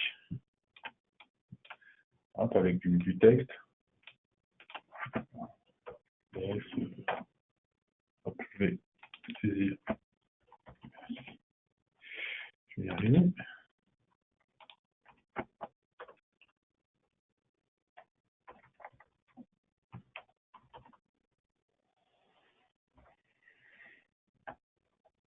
Etc., etc. Et sur cette diapositive en particulier, je vais pouvoir l'agrandir et je vais pouvoir être amené, en fait à cadencer les différents éléments, etc., etc. Et donc si on exécute, on voit qu'on a la capacité à animer les différents éléments. Hein. C'est pareil, l'élément là, je pourrais le faire apparaître, je pourrais le faire disparaître bien avant la fin de la diapositive, etc., etc. Voilà, donc on peut avoir ce type d'affichage, voilà, le texte va disparaître, etc., etc. Et comme ça, l'idée, c'est de pouvoir ensuite, voilà, aller sur mes différentes briques, effectuer mes différentes représentations. Donc là, ici, je vais les repositionner éventuellement ma carto. graphie. Et on retrouve capacité, bien sûr, à glisser les différents éléments. On peut aussi directement créer son contenu voilà, dans la partie histoire. On n'est pas obligé de passer éventuellement sur les différents éléments pour voilà, se positionner ici. On n'est pas obligé de récupérer de l'information depuis la partie dashboard. On peut créer aussi directement son analyse depuis son exploration depuis la partie dashboard. Voilà, etc., etc. Et une fois que j'ai créé mes différentes briques, je vais pouvoir bien sûr sauvegarder et surtout consommer. Donc là, je vais me mettre en mode visualisation. Et donc là, je peux basculer d'une scène à une autre, faire des pauses, enchaîner avec la scène suivante, voilà, qui s'exécute de manière complètement automatisée, etc., etc., etc. Donc comme ça, je vais pouvoir naviguer en fait dans mes différents contenus. Et donc l'idée, c'est d'avoir voilà, quelque chose qui vous permette de pouvoir présenter de manière complètement ludique et explicative tout ce que vous avez trouvé finalement dans la partie dashboard. Voilà. Donc la partie storytelling, c'est aussi quelque chose sur lequel il y a pas mal d'avancées en fait d'une version à l'autre, sur lesquelles on travaille pas mal. L'objectif, je ne pourrais pas vous donner de date, mais l'objectif c'est aussi de pouvoir faire des sorties vidéo en fait de ces présentations. C'est quelque chose qui a été évoqué par les managers produits. Voilà, tout simplement. Et la partie dashboard sont aussi des éléments sur lesquels il y a une dynamique qui est très importante en termes d'évolution, notamment sur la partie de cartographie, sur l'interactivité, sur la performance aussi, hein, puisqu'on est dans un côté très, très interactif avec la solution. Voilà. Toujours dans cette optique d'agilité, et pour terminer la partie Cognos Analytics, on en viendra aux questions. L'idée aussi, c'est de vous permettre d'être agile sur la manière dont vous accédez à une nouvelle donnée, puisqu'on peut partir d'une donnée qui nous est mise à disposition par les équipes IT, par les sachants, par l'administrateur fonctionnel. L'idée aussi ici, c'est de vous dire, voilà, on veut aussi que certains utilisateurs, alors on est bien conscient que tout le monde ne va pas faire ça, mais on est aussi conscient qu'on va adresser en fait des utilisateurs, des sachants, qui sont capables de pouvoir modéliser, construire un modèle de données qui peut être exploité dans la partie dashboard, reporting classique ou storytelling. Donc, je vais lancer la partie module de données. Donc là, j'ai cliqué sur nouveau module de données. Et à partir de là, c'est un module qui me permet finalement d'aller prendre un certain nombre de données, de les jointer pour pouvoir les exploiter, par exemple, dans la partie dashboard. Donc, je peux tout à fait aller chercher tous les fichiers que j'ai uploadés, hein, que j'ai chargés dans Planning Analytics. Donc, par exemple, le Sales Analysis qu'on a manipulé jusqu'à maintenant et le Sales Report. Et puis, pourquoi pas me connecter, si j'en ai les droits. Peut-être que l'IT sera pas forcément ouverte, mais éventuellement pour certains utilisateurs. Je peux aussi me connecter sur des packs. La notion de pack, c'est la notion de package, hein, c'est la notion de paquets qui sont en général construits plutôt en centrale. Hein, ça, c'est aussi possible. Je peux tout à fait me connecter sur un modèle package. Et ensuite, je vais commencer ma modélisation. Donc, j'ai pris 3 sources différentes et je vais ensuite définir alors, quelle source je prends vraiment. Donc là, sur les fichiers, il n'y a pas d'ambiguïté. Je les ai sélectionnés, donc j'ajoute dans mon modèle. Sur la partie base de données, là, je peux aller piocher les tables ou les vues auxquelles j'ai accès. Et ensuite, le package, ben là, je le prends dans son ensemble, je n'ai pas le choix. Et ensuite, l'idée, c'est de pouvoir définir des jointures entre les différents objets. Donc, par exemple, entre mon fichier Excel et ma table country, je vais pouvoir définir une relation, une jointure, tout simplement, entre ces deux éléments. Donc, entre la partie country et la partie country qui est dans mon fichier Excel. Tout simplement. Voilà. Donc là, on a voilà, un petit assistant qui vous permet de définir cette relation. Bon, là, je ne vais pas aller jusqu'au bout. Vous pouvez aussi ensuite définir un certain nombre de choses. Vous pouvez définir des calculs, vous pouvez définir des filtres, vous pouvez définir des sous-ensembles, des regroupements de données, etc. Tout simplement. Une fois que vous avez défini en fait cette organisation, vous la sauvegardez. Et ensuite, ce que je vais faire par exemple, je vais la sauvegarder à ce niveau-là, donc là je vais l'appeler par exemple 15.05. Et à partir de là, je vais me connecter sur mon contenu et à partir de cet ensemble qui est ici, je vais pouvoir très simplement, immédiatement, créer un tableau de bord comme on l'a fait précédemment avec mes différentes données qui se trouvent à ce niveau-là, qu'on a sélectionné. Donc ça, c'est vraiment l'intérêt du data module qui permet de pouvoir prendre un certain nombre d'informations et donc de conserver une agilité de bout en bout. On n'est pas agile que sur la partie Sur la partie finalement restitution, on souhaite aussi être agile parce qu'on sait que tous les jours, les utilisateurs reçoivent des fichiers Excel et qu'ils ont besoin éventuellement de les croiser avec les données centrales, avec les données qui sont dans TM1, etc., etc. Donc, c'est vraiment complètement cette logique qu'on retrouve dans Cognos Analytics. Et petite dernière fonctionnalité qui peut être intéressante également, c'est la notion de data, ce qu'on appelle dataset. Voilà, c'est un gros mot pour vous dire que vous allez pouvoir, en fait, avec Cognos Analytics aussi, créer des systèmes un petit peu, de remonter les données en local, en cache local sur le serveur, là, inspiré un petit peu de nos concurrents pour rien vous cacher.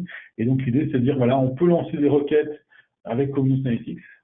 Donc, par exemple, ici, sur ce modèle-là, alors il faut partir d'un modèle de données qui existe déjà et créer un sous-ensemble de données. Donc, le sous-ensemble de données, ça va être finalement une extraction que vous allez réaliser, alors qui pourrait être sur un QTM1 d'ailleurs, ou sur n'importe quelle source de données d'ailleurs, et qui vous permettent en fait de remonter les données en local. Cette extraction en local, quand j'entends en local, c'est en local sur le serveur, puisque Cognos Analytics est une solution web, donc en local sur le serveur Cognos Analytics. Donc là, je peux remonter, sélectionner un certain nombre d'informations, et à partir de là, je vais pouvoir lancer mon extraction. Donc, quand je fais enregistrer et charger les données, Cognos Analytics va venir se connecter sur la source de données, les remonter sur le serveur Cognos, et ensuite vous allez pouvoir exploiter ces données en mode agrégé, en mode local sur le serveur, depuis dashboard, depuis report, etc.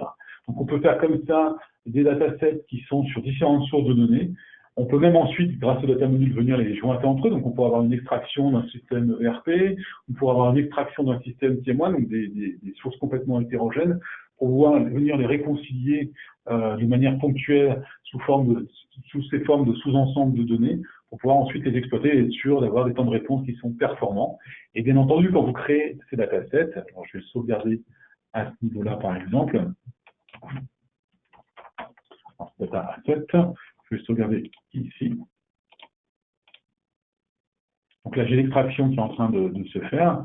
Mes datasets à ce niveau-là, bien sûr, je vais pouvoir à tout moment soit créer un tableau de bord par rapport à cette extraction, donc là, immédiatement, sauf que là, je n'attaque plus la base source, mais je suis vraiment en mode local par rapport au périmètre que j'extrais, sachant que je vais aller un peu vite, mais on peut aussi faire des filtres et ne pas extraire toutes les données. Donc ensuite, bien sûr, je sélectionne ma donnée, je croise, etc. Je me mets différentes sources.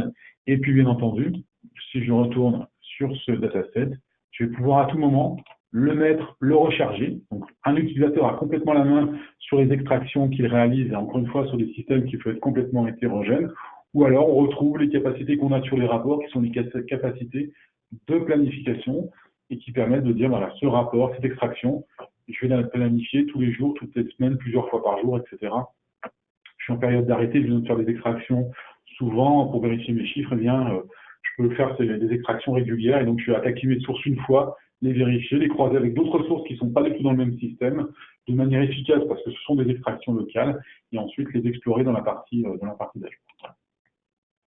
Donc là, on a vu l'ensemble une overview, une vue d'ensemble de Cognos Analytics, avec à la fois une conservation en fait des fonctionnalités de BI traditionnelles, même si, comme j'ai voulu vous montrer rapidement, on a voulu quand même avoir cette notion d'agilité dans la BI traditionnelle en pouvant permettre à un utilisateur d'adapter un rapport par rapport à sa problématique du moment. Et puis, on va retrouver surtout des nouveaux services avec Dashboard, qui évoluent pas mal, dans le bon sens en tout cas, sur l'exploration de la donnée, très orientée visuelle, c'est certain, et puis la partie data module, qui aussi accompagne finalement cette agilité en permettant à des utilisateurs de pouvoir compléter le côté exploration avec le côté facilité d'accès finalement à la donnée. Voilà. Voilà, on a vu la vue d'ensemble. Je te redonne la main, Georges. Oui, merci Jean-Philippe. Je pense que l'ensemble de ces deux présentations ont permis de faire une agrégation des nouveautés qui étaient aussi bien intéressantes à voir sur le premier que sur le second produit et outil. Ce que je vais faire pour permettre à Monsieur Delcroix, qui est à distance sans la possibilité d'avoir la partie audio pour des problèmes de VPN, de nous poser ses questions sur le chat. en bas à droite par écrit. Et donc je vais permettre donc à Mathieu, si Sarah peut lui donner l'ouverture du micro, la capacité pendant cet intervalle de temps de nous faire un petit retour de ce qu'il a vu là, de nous poser des questions ou de te poser des questions, Jean-Philippe, par rapport à cette partie Cognos Analytics qui était le sujet principal qui, je pense, souhaitait voir cet après-midi. Mathieu, c'est à toi. Oui, effectivement, moi, ce qui m'intéressait le plus, c'était Cognos Analytics. On voit quand même que l'outil a comblé certains gaps qu'il avait par rapport à certains de ses concurrents, ne serait-ce que sur la visualisation, mais pas que, quoi. Il y a pas mal de choses qui ont été ajoutées. Donc après, là, sur ces points-là, les data modules, par exemple, ce qu'on vient de voir, etc., à nous de creuser et de voir comment ça va s'intégrer dans nos process pour les projets à venir. Après, moi, effectivement, j'avais quelques questions, remarques, quoi, sur ces deux présentations très claires et complètes. La première, c'était quand même sur planning. Je voudrais y revenir, même si je l'utilise pas et j'ai pas connaissance de l'outil, mais sur l'aspect reporting de planning. Je me demandais, il y a eu quelques éléments de réponse tout au long des deux présentations, mais je me demandais si c'était réaliste enfin réaliste. Ça me semble réaliste, mais est-ce que dans notre contexte, c'est vraiment réaliste de n'utiliser que Planning Analytics pour le reporting? Donc, je me suis demandé quel manque il pouvait y avoir à n'utiliser que Planning Analytics. Donc, j'ai par exemple noté l'envoi par mail, qui a priori n'existe pas dans Analytics, la planification des envois, et puis des différents types de visualisation. Dans Planning Analytics, ça reste des types de visualisation relativement standards, des tableaux, des graphiques de base, mais voilà, ça va un peu plus loin. Donc ça sera ma première question. Dans quelle mesure c'est réaliste pour nous de n'utiliser que Planning Analytics, ou dit autrement, quels sont les gros apports de Cognos Analytics par rapport aux fonctions de reporting dans Planning Analytics? Alors, la première chose, en effet, comme vous l'avez dit, c'est tout l'aspect diffusion. En effet, c'est comment j'automatise. Là, c'est vrai qu'aujourd'hui, même si on sait faire des choses avec l'analytique, les clients savent faire des choses sur l'automatisation, la production de rapports, notamment en passant via la DIN Excel et des macros, mais dans Cognos Analytics, vous avez vraiment une automatisation beaucoup plus importante pour l'envoi par mail, même ne serait-ce que le rafraîchissement sur le portail. Là, on a vraiment des fonctionnalités natives. Vous avez aussi tout l'aspect versionning. Parce que dans les propriétés d'un rapport, vous pouvez très bien dire, je vais faire des versions. Donc, si je rafraîchis mon rapport tous les jours, toutes les semaines, tous les mois, je peux le conserver en ligne. Et ça, c'est des fonctionnalités. Les 5 dernières versions qui ont été générées. C'est tout l'aspect aussi mobile. Je ne sais pas si c'est des sujets chez vous, tout l'aspect mobilité au sens support, device, je veux dire, téléphone, smartphone. Et donc, en effet, là, sur la partie, même si Planning Analytics est compatible aujourd'hui, est compatible en mode connecté, Safari sur iOS, voilà. Dans Cognos, par exemple, vous avez vraiment une app qui est disponible, et vous avez aussi des typologies de rapports beaucoup plus riches, parce que, alors, j'en ai pas montré, c'est un tort. Vous avez en fait ce type de rapport, je ne sais pas si vous en avez jamais créé, qui sont des rapports qu'on développe en général sur du mobile, et qui permettent en fait d'être très interactifs, d'avoir ce type de design. On peut un peu tout imaginer. Alors, on a quelques limitations sur le volume de données, mais voilà, c'est souvent des rapports, des technologies qu'on utilise dans Cognos BI pour faire du mobile. Voilà, et ça se veut très interactif. Voilà. Donc, il y a tout l'aspect en effet diffusion. Ça, c'est le point principal.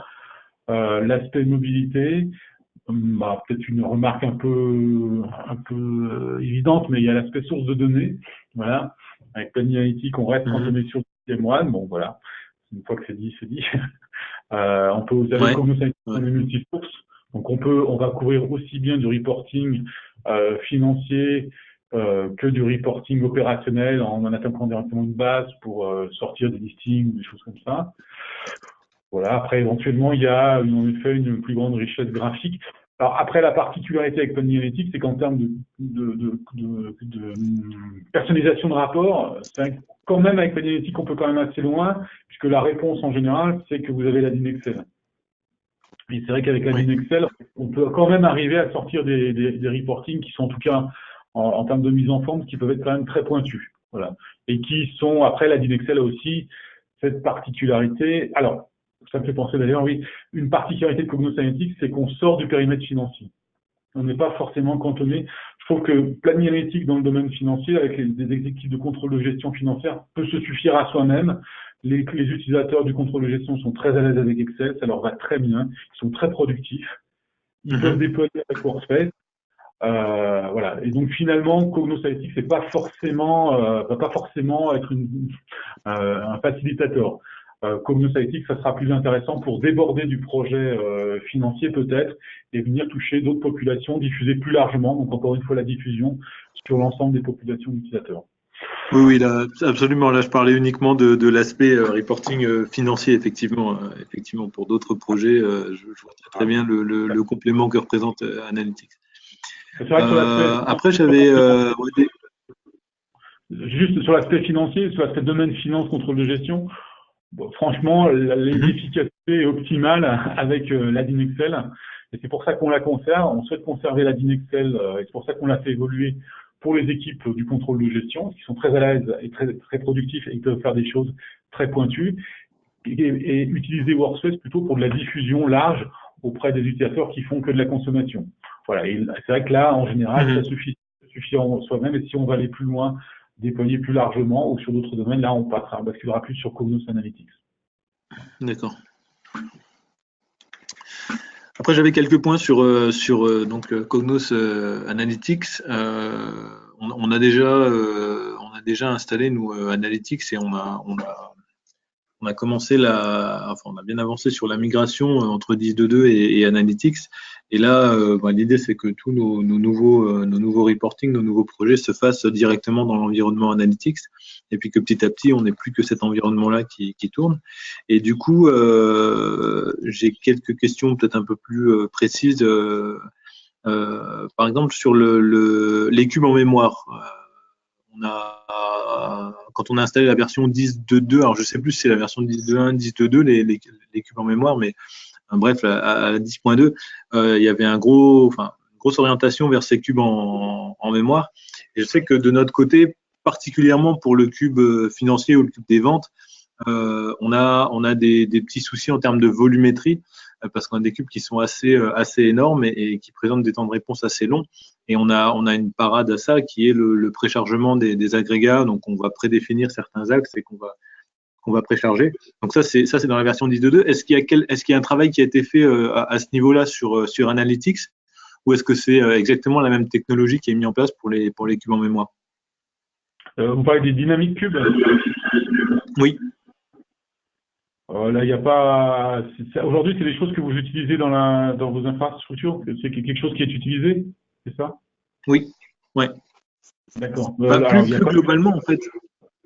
Plus globalement, la question, ça pourrait être quelle est, parce qu'en gros, on a, les deux technologies de cube qu'on peut imaginer, c'est soit le cube transformer classique avec un fichier derrière qui est stocké quelque part et qu'on attaque directement, soit le cube en mémoire.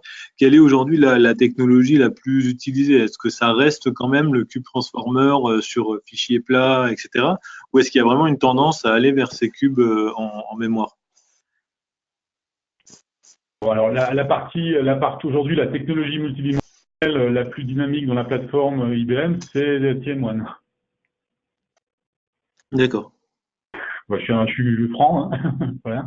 La partie, pour être très clair, hein, c'est vrai que la partie Dynamic Cube, qui est toujours présente dans Cognos Analytics, ça n'a pas eu beaucoup d'évolution. Oui. Donc aujourd'hui, c'est vrai que la technologie qui évolue le plus, et sur lequel s'intègre Cognos, c'est TM1, c'est Planning Analytics. Donc aujourd'hui, on a fait des tests chez certains clients, en effet, pour remplacer alors ils étaient plus transformers. On a fait des tests et là ils sont en développement pour remplacer leurs cubes transformer par des cubes TM1.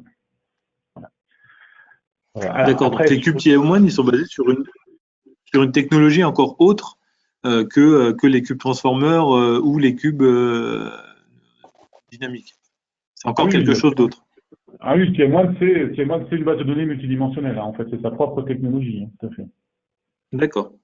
D'accord. Okay. Après, les Dynamic Cubes sont toujours présents, hein, ils sont toujours supportés et présents dans la plateforme Cognos. Hein. Certains. Alors, on a aussi eu une démarche sur certains clients sur la partie Dynamic Cube, de manière générale sur la partie analytique, où aujourd'hui on se positionne plus, si on veut vraiment faire du très gros volume, très détaillé, on travaille plus avec nos solutions, en fait, qui sont des solutions de base de données en mémoire. Et notamment, qui sont des bases colonnes in-memory. De type Big Data Alors, qui peuvent s'adosser à des technologies Big Data, mais qui sont des technologies qui sont ce qu'on appelle colonnes. Donc là, la donnée n'est pas organisée en ligne, elle est organisée en colonnes, avec des montées mémoire, avec des optimisations sur les processeurs. Alors moi, je suis moins spécialiste, on pourrait vous mettre en contact, mais c'est en effet des bases qui permettent de gérer avec du massivement parallèle, des technologies massivement parallèles où on vient répartir un petit peu, et en effet, comme la technologie Big Data, où on vient répartir les données sur différents nœuds. Aujourd'hui, c'est dans la gamme en fait des nouvelles bases de données analytiques qui arrivent sur le marché. Je vais pas parler de nos concurrents, mais voilà, sur du ANA, sur de l'Exadata, etc. C'est ces technologies-là. Donc tout ça s'appelle c'est nos technologies DB2 Warehouse, qui sont des technologies en effet colonnes et memory qui permettent de gérer des très gros volumes. Donc des très gros volumes, ça veut dire pas que de l'agrégé, mais aussi du très détaillé. Voilà, du très gros volume avec zéro index à construire. Voilà, c'est aussi des bases qui sont très automatisées, en tout cas chez IBM avec notre technologie, et qui permettent en effet de venir accompagner Cognos sur la gestion de la performance et la gestion des très gros volumes. Et en termes de migration, si on a aujourd'hui un cube qui existe, voilà, par exemple plugué sur SQL Server ou peu importe, est-ce qu'il y a moyen de récupérer l'existant pour aller vers ces nouvelles bases de données en colonne, ou est-ce que ça nécessite un développement complet à part? Alors évidemment le cube est déjà pensé et donc ça simplifie la mise en place, mais au niveau du développement, est-ce qu'on peut récupérer dans une certaine mesure ce qui aurait déjà été fait dans du Cube Designer par exemple? Oui, on va revenir récupérer en fait la modélisation pour venir la plugger. Après, il faut simplement qu'en effet les deux bases aient la même structure. Après, en effet, comme vous l'avez souligné, il peut y avoir des petits écarts parce que les fonctions de calcul peuvent être différentes entre SQL Server ou un DB2, etc. Oui, ça se fait à la marge, ouais, d'accord. Voilà, Okay. ça, en effet, il peut y avoir un effort. Je vais pas vous dire. Je peux pas vous dire que c'est transparent en effet, malheureusement, mais en tout cas, le gain est très sensible. On a des clients dans le domaine de la distribution qui travaillent à l'article. Voilà, et c'est vraiment ce type de technologie qu'on met en œuvre pour avoir des temps de réponse très performants. Et là aussi, ça permet aussi de décharger, notamment par des cubes avec de l'agrégation. Finalement, ça permet de plus avoir à gérer de l'agrégation dans les dynamiques cubes, puisque c'est des technologies qui ne nécessitent pas de gérer de l'agrégation, puisque tout se fait à la volée. Oui, bien sûr. Ça allège aussi l'AI, en fait. D'accord, très bien. Très bien, ça complète la présentation et ça répond aux questions que je me suis posées. Merci. Bon, tu as d'autres questions, Mathieu, ou tu as fini ton tour? Non, c'est OK pour moi. Parfait. Bon, mais Monsieur Delcroix nous a quittés parce qu'il avait une contrainte et on se contactera à côté puisque lui, il pouvait pas de site où il se trouvait avec son VPN avoir l'audio, la vidéo sur son poste de travail. Donc, je vais vous proposer de clôturer cette session du 15 mai après-midi. Encore merci Mathieu pour ta participation active et également à l'interactivité que Jean-Philippe a pu apporter dans cette présentation, tant au niveau des slides que de cette partie questions-réponses. Et de toute façon, ce qu'on a dit, donc, c'est que à l'issue des présentations, donc, qui se termineront jeudi soir, on fera parvenir un petit lien à tous les participants pour revoir en vidéo replay, voilà, ce qui a été montré. Comme ça, tu pourras en me reparler avec Marianne ou avec Pascal. Et ensuite, on refera un retour individuel vers chaque client pour savoir s'il y a des choses qui l'intéressent plus particulièrement dans son contexte. D'accord, très bien. Merci encore à toutes et à tous. Merci Sarah pour l'orchestration. Merci Jean-Philippe pour l'intervention. Et puis Jean-Philippe à jeudi matin. Et bonne fin de journée à toutes et à tous. Merci, bonne fin de journée. Merci, au revoir. Merci beaucoup. Au revoir. Au revoir. Au revoir.